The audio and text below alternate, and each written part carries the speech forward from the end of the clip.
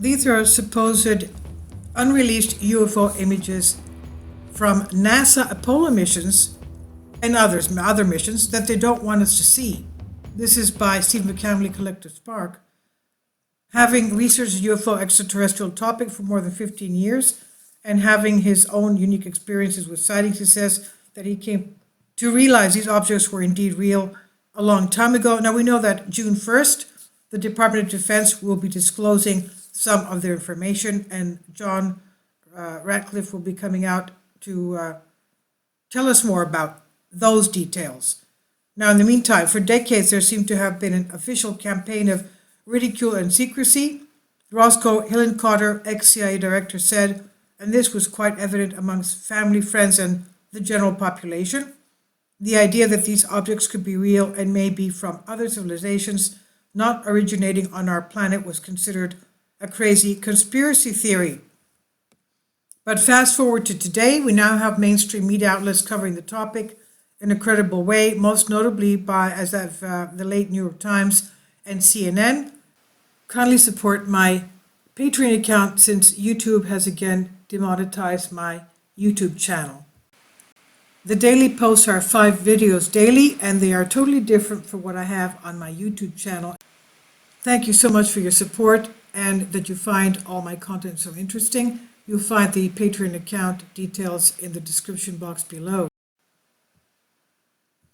And we have multiple military agencies worldwide, like the US Navy, for example, and the Pentagon admitting that these objects are real and that programs exist within the government and have existed within the government to study them. They're relayed to the masses that these objects are real and perform maneuvers that no known aircraft are capable of. Some of them defy our understanding of physics and aerodynamics, so we don't have this technology today. They've told the public that they have radar tracking data, pictures, images, photos, some of which have been released and are accessible to the public. But why legitimize a subject that was ridiculed for so many years, all of a sudden? It's no secret that a lot of people have lost trust in the mainstream media, a constant theme when the UFO phenomenon does seem to be covered in a legitimate form that is a threat narrative.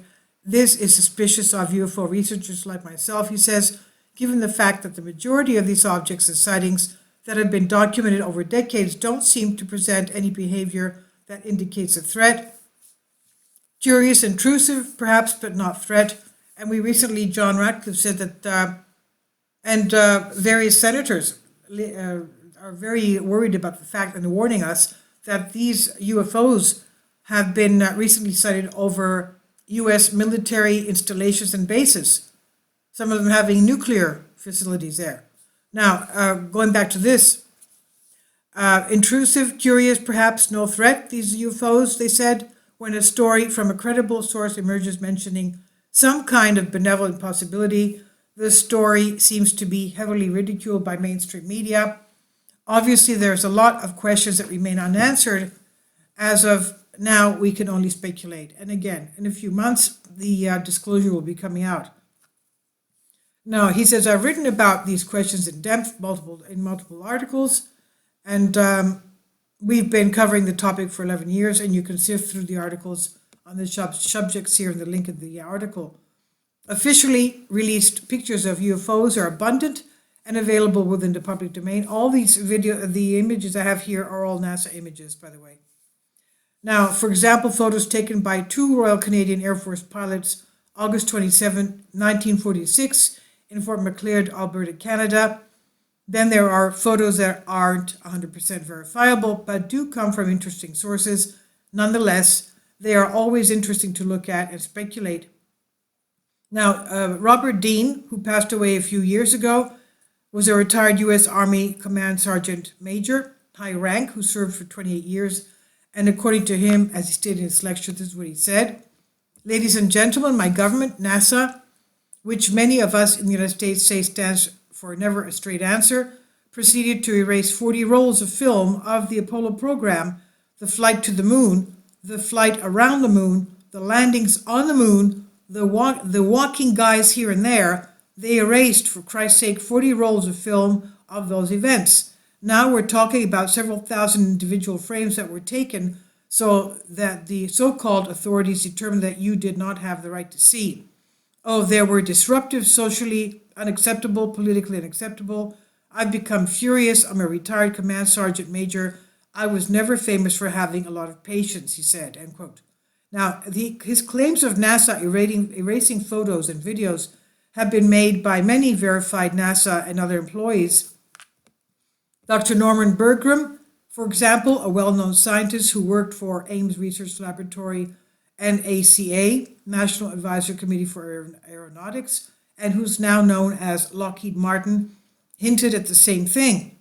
It's interesting to know that many Apollo astronauts and astronauts in general have been quite outspoken about their experiences and knowledge about UFO phenomenon. Apollo 14's Dr. Edgar Mitchell of one is the best examples.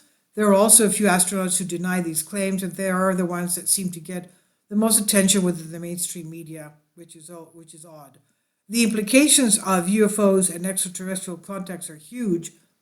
It's a major paradigm shift, a realization that has the potential to expand human consciousness to another level and help us re-examine the nature of reality.